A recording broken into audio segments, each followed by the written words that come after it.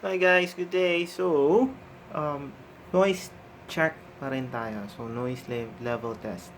So, after 5 days, so since Monday, actually since Sunday night, tumatakbo na si Ollie. So, I just want to keep a progress update dun sa noise na kung magbabago ba siya from day 1, day 5, and then after a week, then after a month. So, yeah. So, let's test. And as you can see here, yung fan ko is, it's running. So, this is a portable fan and it makes quite a lot of noise if it is under number 3. So, let's try. So, number 2, it's still tolerable, but ang lakas ng hangin. Then, um, number 3, yan, it's quite noisy na. So, I just keep it around 1 or 2. It depends dun sa lamig ng kwarto. Currently, uh, malamig yung kwarto kasi it's just 7:58 a.m. and our AC is still on. And as you can see, I have added a fan from the AC to push yung cold air towards dun sa rig. So, kasi pagka sumusobra ng lamig yung AC nakatutok sa amin, so, ang ginagawa ko is, in-exhaust ko yung cold air towards dun sa back end nung rig. So, in return, lumalamig yung mga GPUs, gumaganda yung performance, and yung share ko is, well, just an observation. Tumataas kasi yung shares na nakukuha ko pagka malamig.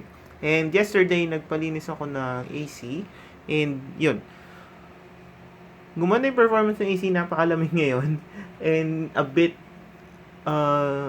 hindi siya tolerable. So, but in return, ang ganda nung mga nakukuha kong shares. It's above 100 shares for a consistent 4 to 5 hours. Ganun. And then, nagda-drop lang siya.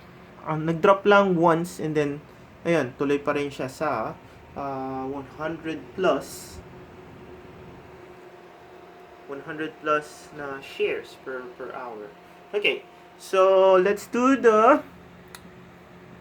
noise test. I'll reset and then let's wait for a few seconds.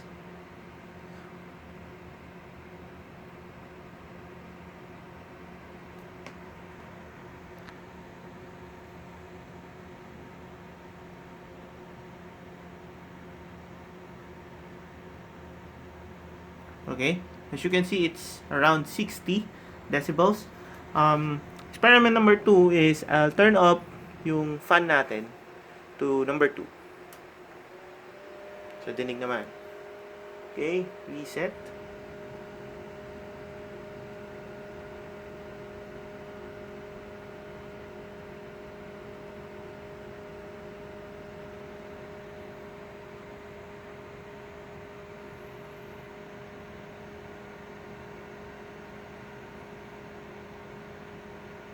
Okay, so finally,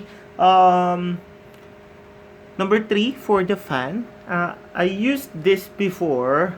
Let's say, I think it was Tuesday when I tried an open air, opened window and then open yung door and then yung exhaust ng itong mga fan ng rig is nakatutok towards dun sa pinto, then out of the room. Okay, so let's test. So the first result was 60, then 63, and then this is the third level.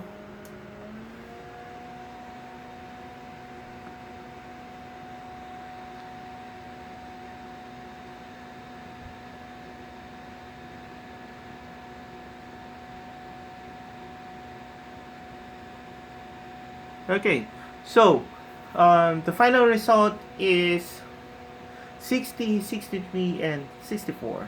Okay? So, well, walang pagbabago doon sa tunog ng rig, sa noise level ng rig. Still quiet, still the same, 5th day, and that proves to show na brand new yung product and there's no defective parts. And also, I've been running this since Sunday 6 p.m. up to current date, and napatay lang siya ng an hour or an hour and a half yesterday nung may naglinis ng AC. So far, so good. Hindi siya maingay, nasa loob siya ng kwarto namin, we can sleep at night, soundly, yun lang, may ilaw. But besides the light, hindi siya bother. You can work if you are a freelancer like me. You can still work having it inside the room. Hindi siya distraction, or it's not even creating any noise. It's just a buzz. Yeah, and that's it. I highly recommend having to build this kind of rig. So specifications and then sa document attached on the description. So all these 1050 Ti VGAs are very power and performance wise naman, or yeah, yung noise level niya is very quiet. So pumapalo lang kasi yung fan niya pag lumalakas lang siya pagka nahihit yung certain temperature. So pagka nahit yung, let's say 55, aakyat yung fan level niya to 60, and then pag nahit niya yung 60 degrees Celsius, aakyat siya sa fan speed of 65. But as of now, ang general fan speed ko is around 50 to 55. Yung 55, yun dito, yung limang magkakadikit. But for these 4 na nasa gilid, they are playing around 49 to 52. Ganun lang. So, hindi sila tumataas. Kasi well-balanced sila or well-spaced.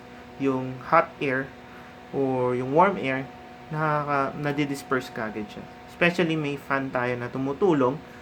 Remember, I have 2 fans na tumutulong para dun sa mga video cards. So, the ventilation boost.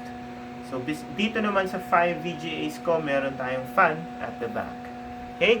So, that's my progress for today. Day 5, noise level. So, if you like this video, hit the like button. And if you want to see more of my progress, then hit the subscribe button. If you have any questions, just leave a comment and I'll try to answer it as best as I can. So again, good day and happy mining.